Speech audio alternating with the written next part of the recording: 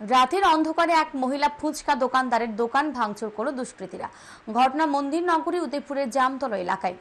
অসহায় হতদরিদ্র ফুচকা বিক্রেতা কমলা রানী ঘোষ জানান, তিনি অন্যান্য দিনের ন্যায় রবিবার রাতে দোকান বন্ধ করে বাড়িতে চলে যান। বেশ কিছুদিন ধরে উদয়পুরের জামতলা এলাকায় ফুচকা বিক্রি করে সংসার চালিয়ে আসছেন তিনি। উদয়পুর অগ্নি নির্বাপক দপ্তরের পাশে এক বাড়িতে ভাড়া থাকেন তিনি।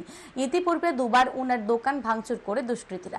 রবিবার রাতেও দুষ্কৃতীরা ওনার দোকান ভাঙচুর করে। সোমবার সকালে দোকান খুলতে এসে তিনি দেখতে পান ওনার দোকান ভাঙচুর করা হয়েছে। তারপর তিনি কান্নায় ভেঙে পড়েন।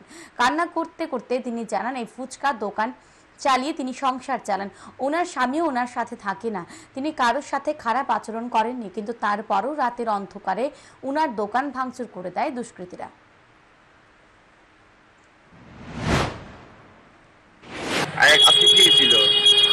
আজকে আমার দোকান আইয়া দেখি দোকান করতাম আইয়া দেখি ছেলেরা ফালা দিচ্ছে বলছে আমি আর তুলতে পারি না, মানুষের হাতে তোলাই দোকান খুলে দেখি আমার দোকানে গ্লাসটা সবকিছু ভাঙে গেছে।